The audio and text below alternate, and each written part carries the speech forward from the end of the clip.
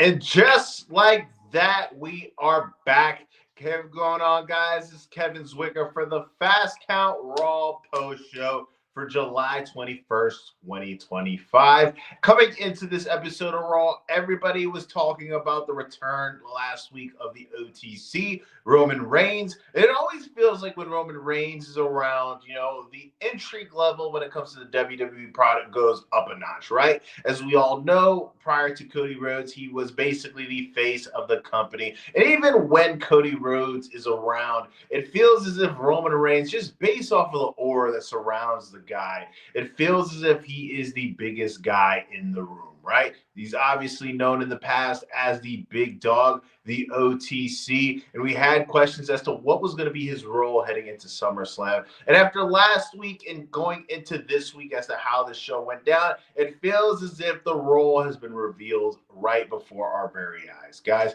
everybody, guys, hit the like button and subscribe if you haven't. It helps the channel out in more ways than you even know, and it's free. So we're 2 weeks away from SummerSlam. And it feels as if with one of these shows, one of the big four shows, that you would feel as if we would have this build, that has been going on for the last several weeks, but it's really short notice, right? With all these different shows that they have kind of stacked, in such a short amount of time close together. We had the Saudi Arabia show, we had Saturday night's main event, we had, all these different things that are going down in such a short amount of time that it feels as if, you're plugging matches for this show and for that show and for this show and that show. It feels as if you kind of lose focus of the big event, which is SummerSlam. But we're now finally heading towards the build of the showcase of the summer, right? So we start off the show with CM Punk. CM Punk, obviously, he won the gauntlet match last week to become the #1 contender to face Gunther for the world title at SummerSlam. This is a marquee match. I think when CM Punk made his return to the WWE, you kind of had a couple of different matches in your head that you'd like to see. Obviously, a rematch with John Cena, potentially a rematch with Jeff Hardy, with this, portal open between, TNA and WWE. And I think one of the matches that a lot of people kind of circled in their head as to something they would want to see was him going one-on-one against Gunther. Now, going into this match at SummerSlam, I'm very intrigued. I've said this multiple times, when I talk about CM Punk's matches in the WWE, that, what he doesn't have in the athleticism that he had, probably 5, 6, even maybe 10 years ago, he's made up with it, with his ability to tell stories. And Gunther, who's very much so in that mold of, your old-timey, Harley Race style wrestler, also has the good ability to tell stories. So heading into this match, I'm extremely excited. You had CM Punk open up the show. He comes out and he talks about how, when he returned to WWE, he had 2 goals in mind, and that was to main event WrestleMania, check, and the other one was to win the world title, right? And it goes on and talks about how, he won the gauntlet match to win the world title, to opportunity, and then he goes on to praise Gunther. He says, Gunther is probably the best professional wrestler in the world today. And going into SummerSlam, I'm not going to promise that I'm going to win, but with the support of all these people, whether it's in the arenas or the people watching at Netflix, I'm going to ride this momentum and try my best to win this championship against Gunther at SummerSlam. Goes on to talk about how he is the best in the world, which is something that he has said throughout his career. He gets interrupted by Gunther. And this is where things get good, because Gunther is a very underrated promo, in my opinion. I think that the fact that he has, the accent kind of gets, people, maybe, distracted by just how good that the guy is. So you're going against CM Punk, who is obviously one of the greatest talkers in WWE history. And you got this guy, Gunther, who is a large man. Before he can even speak, he is getting booed by the Houston crowd. They're not even giving him an opportunity to say anything. And then he goes on and he talks about how, for 10 years, he's had people chant his name. He rode the momentum of the people. And he goes on to talk about, how they both have egos, right? But Gunther's ego is justified because he's able to back it up in the ring, and he's not concerned about what the people say and their reaction. Everything that he does and why his ego is so big is because he's able to back it up with results. And he goes on to tell CM Punk that at SummerSlam, I'm going to maul you, I'm going to destroy you, I'm going to do all these painful things. And at least at the end of the night, you're going to be able to say that you had the people cheer for him. He walks off, leaves CM Punk, standing there with his dick in his hand, and that's how we end that segment. Good stuff. Like I said, I think the match is going to be very intriguing. I think that it's going to be interesting to see the direction that they go. And later in the night, when Paul Heyman, had his face-to-face with Roman Reigns, and it feels as if, they keep on teasing the severity of Seth Rollins' injury. They keep on talking about how severe it is, how long he's going to be out. And when you do things like that, it kind of just sparks my antennas.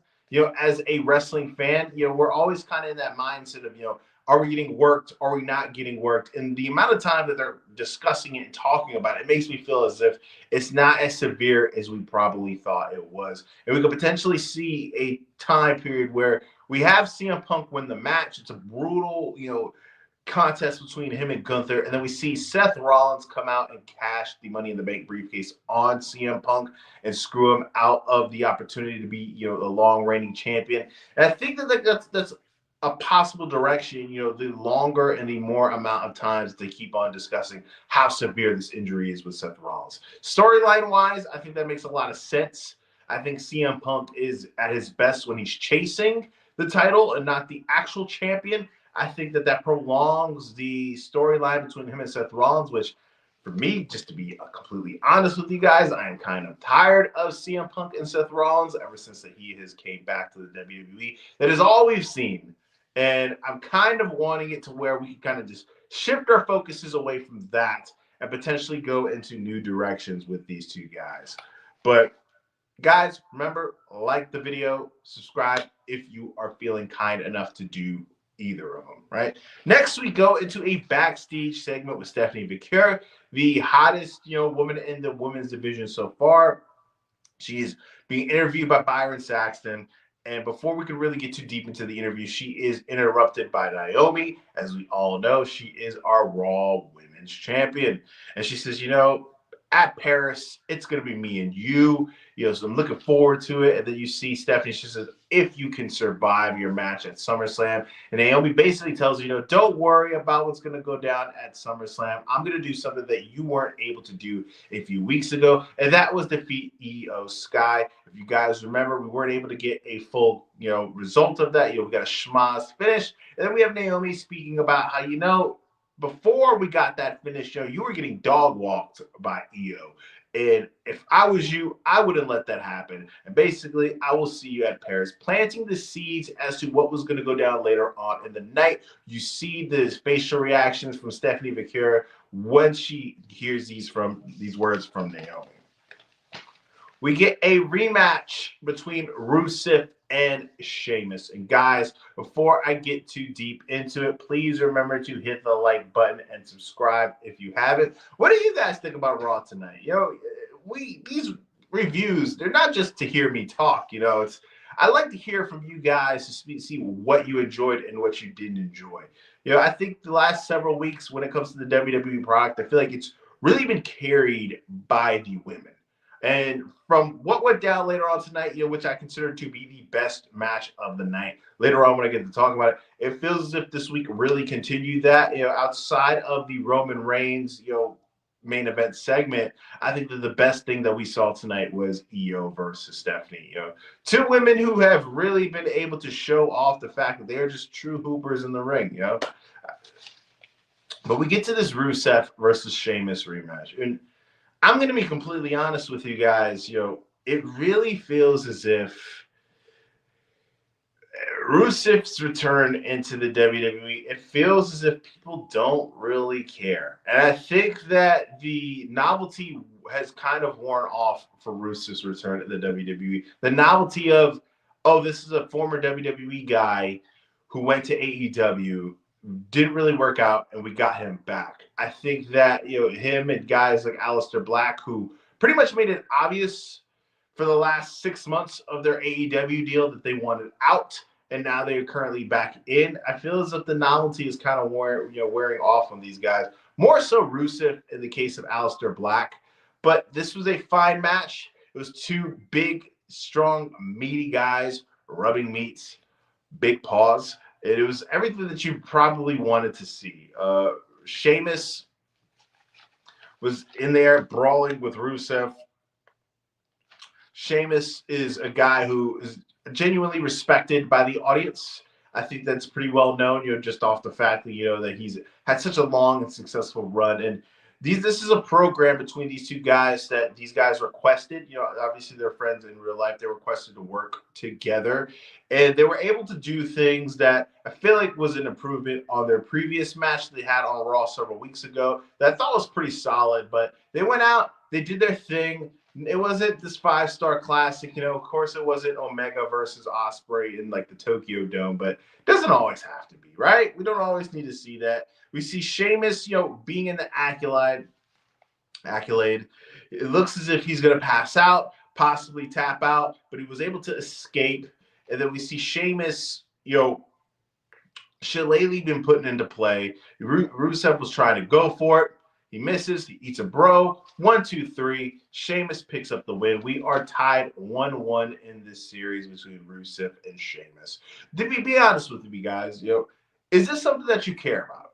Are you into the Sheamus and Rusev thing? Have you enjoyed the Rusev WWE return, or do you not care? Or do you think I'm totally off base when it comes to the novelty? Because it feels like to me that I don't know.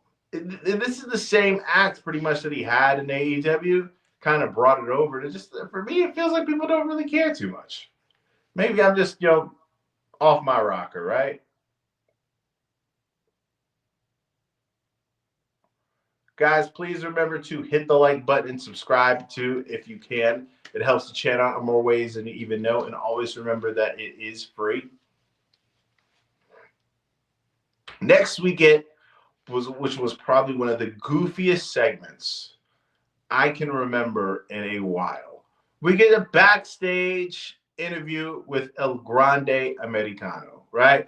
As we all know, Chad Gable is gone, and we have this new version of Grande Americano played by Ludwig Kaiser, and we see him getting interviewed, and we see him speaking in Spanish, which made me laugh. And he is confronted by Dragon Lee. Dragon Lee is saying, you're disrespecting Lucha Libre. You don't have what Lucha Libre wrestlers have, and that's corazon. You don't have the heart. And you see Gran Americano call Dragon Lee basura, which if you guys don't know, is trash. They brawl. We end the segment with Gran Americano, who's just such a large man. Brawling with a much smaller man in Dragon Lee. Guys, please remember to hit the like button and subscribe if you can. It helps the channel out in more ways than you even know. We are getting so close to 3,000 subs. We're under 300 subs away. So it would really help if you guys would hit the sub button if you are feeling generous enough. And hitting the like button helps as well. So we get into this triple threat for the #1 contender shot for the tag team championships. And when I lay out these names, it really kind of emphasizes how weak the tag team division is right now, outside of the New Day, who are very much so, a stalwart in this division, right? We have the New Day, we have the Creed brothers, and we have the LWO. Now, throughout this match, you kind of get, lost in the sauce when it comes to the Creed brothers, because obviously they have this goofy gimmick of they're kind of these, goons that are around Chad Gable, and you just forget how great of athletes these guys are. They're big, strong dudes, and you see, especially, Julius, where he hits this double suplex on the New Day. It is just like, man, you forget just how good these guys potentially could be. Very reminiscent of American Alpha, Jordan and Gable.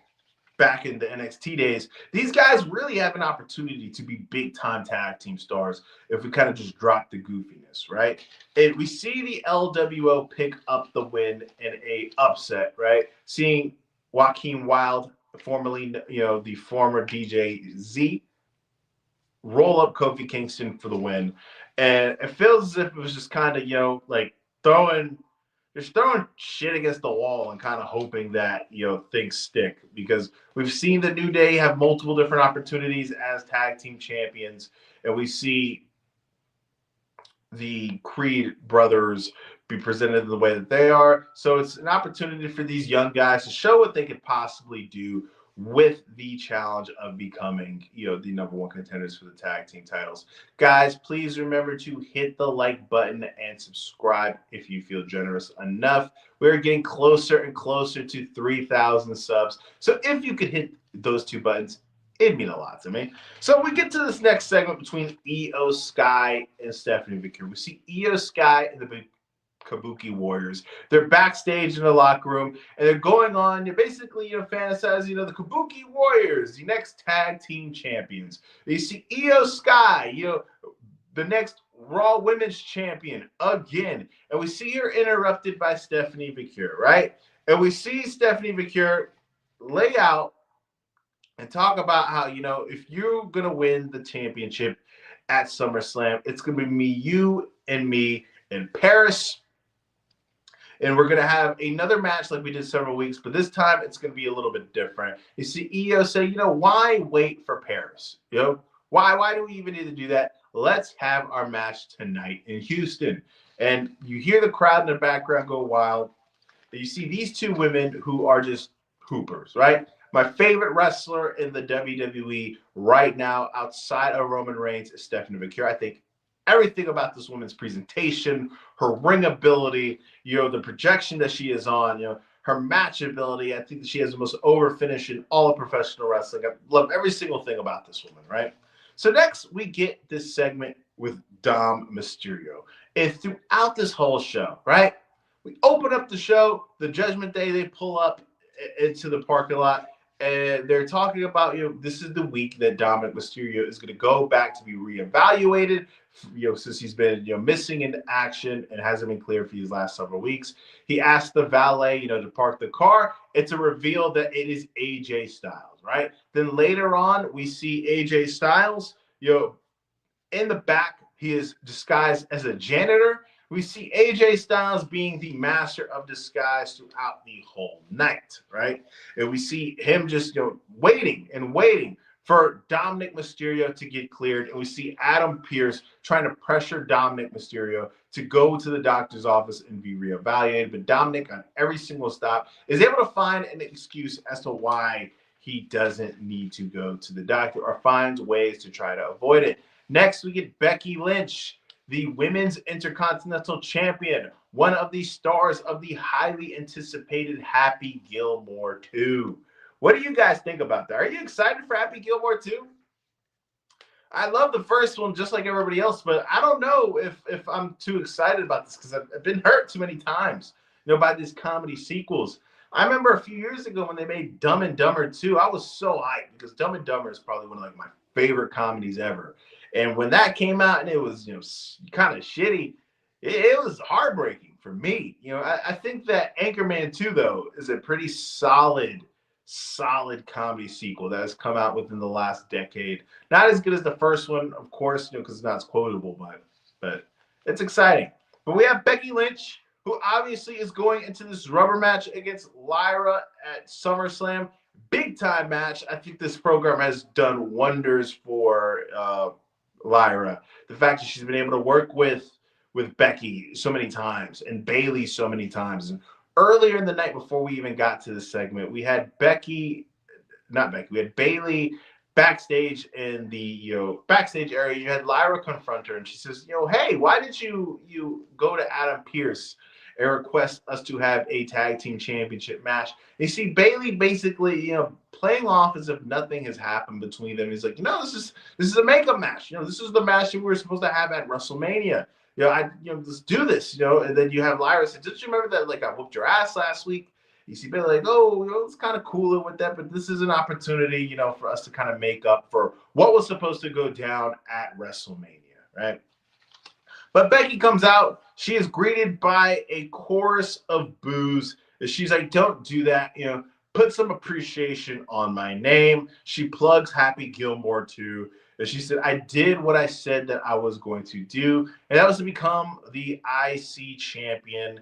And she talks about how, she gets these accusations of holding people down. So, but it's really Lyra who has been holding people down. She requests Lyra to come out to the ring. She said, we are 1-1. At SummerSlam, this is kind of basically going to be the tiebreaker between us. And she makes a proposal, and she says, if you lose this match, you can never challenge for this championship again. Right? Similar to the proposal that Lyra made to Becky when they had their second match. And you see Lyra make a counter proposal. She's like, okay. She's like, I can do that. But for this match, don't want any DQs, don't want any countouts. And you see Becky, she agrees to that. And she's like, I want you to show some respect, not just for me, but for this match that we're going to have at SummerSlam. And you see Becky, offers like, shake my hand. And you see Becky, of course, as the heel. Lyra already keeps up to it. She puts Becky in the manhandle slam. She takes her out, which is some good stuff.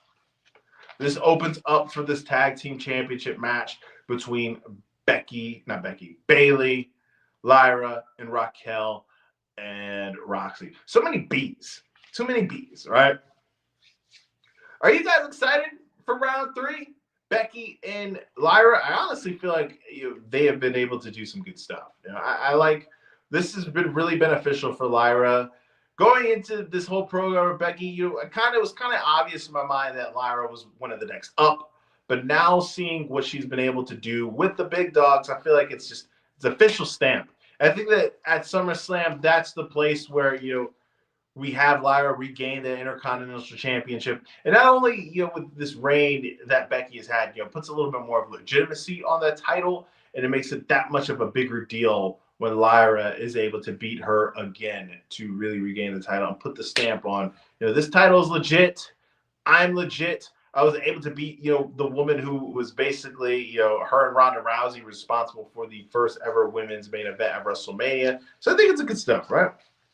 This match that they had, I like the thing that I liked the most about it was the fact that you had Lyra just kind of, very much so uneasy the whole match, because you see Bayley on the apron, being a cheerleader, telling everybody to do the woo thing and all that stuff, and it's just really much so messing with Lyra's head. She's this is somebody who I've been battling with for the last several weeks.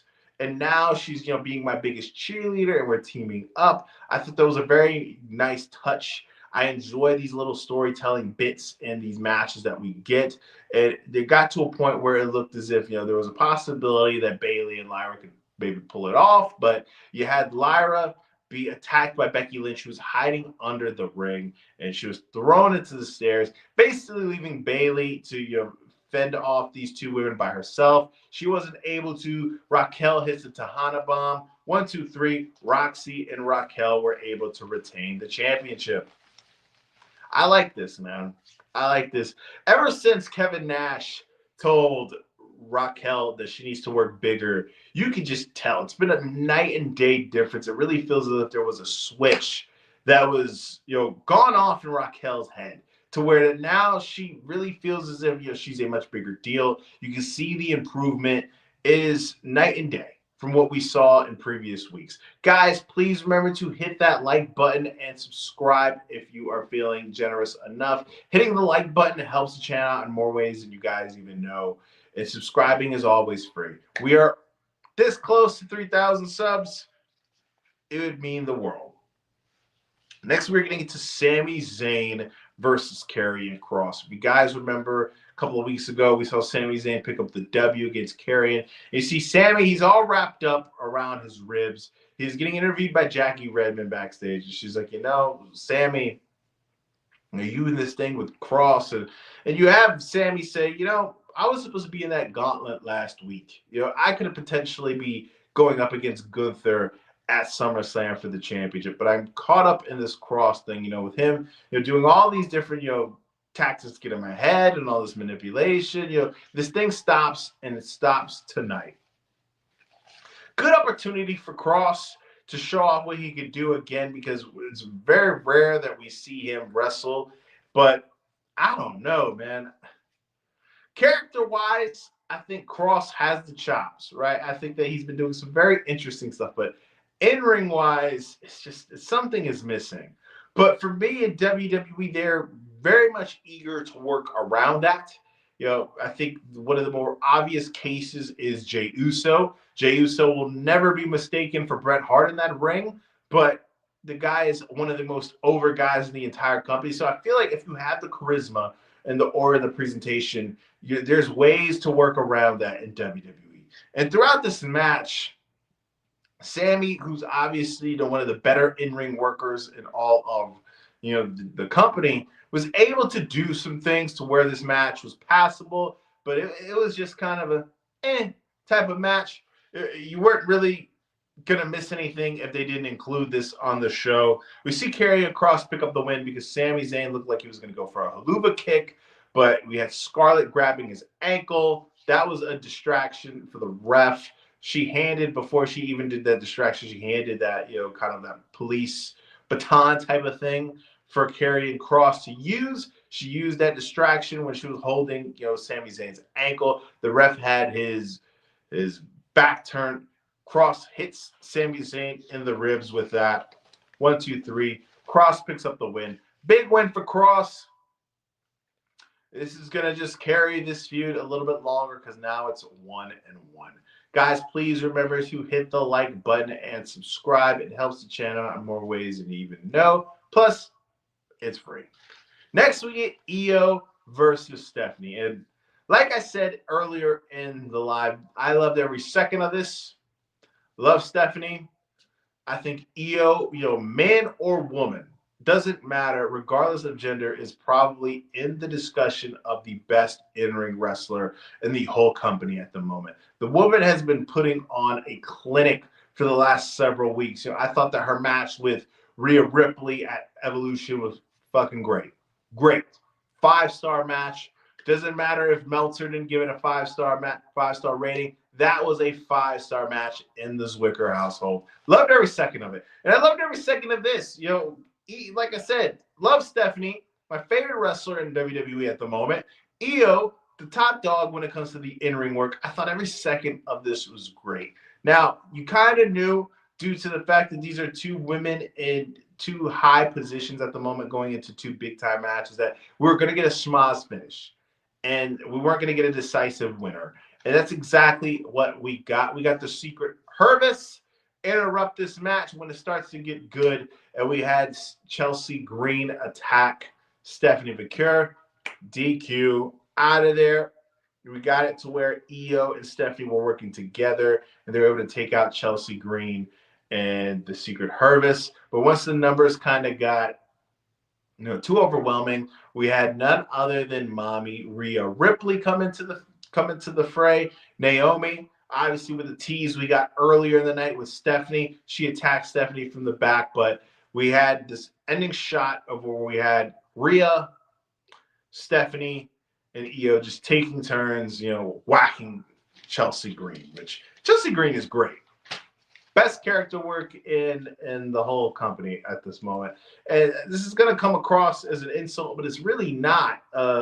She reminds me very much so of a female Miz. And when I say that, Miz is somebody who's very versatile. He's able to do the little small comedy roles. You've seen him in the main event position. You've seen him in the mid-card position, with all those intercontinental title runs. And you've seen him, be the host of like the event or work a pre-show match. Very versatile performer. Someone where you can, put on, whether it's the top of the card or the bottom of the card. I think Chelsea Green shares a lot of those different, similarities when it comes to her and the Miz.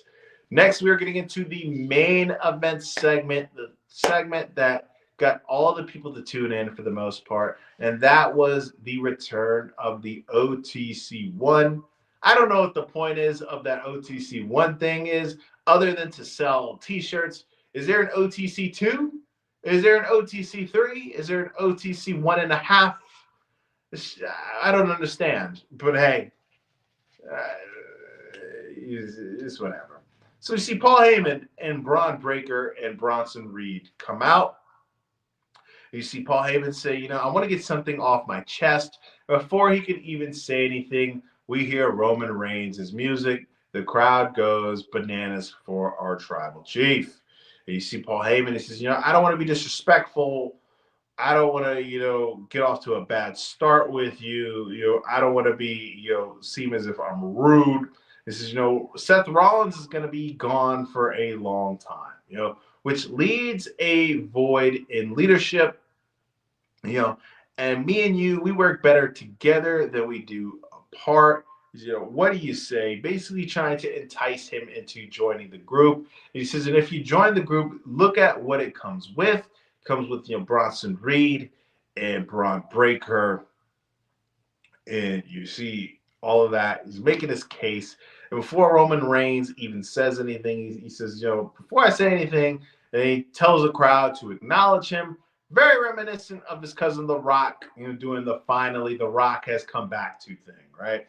And this is, if you would have said this to me a few years ago, I would have said, these are wise words from a wise man, but you're no longer a wise man. Says you're a dumbass.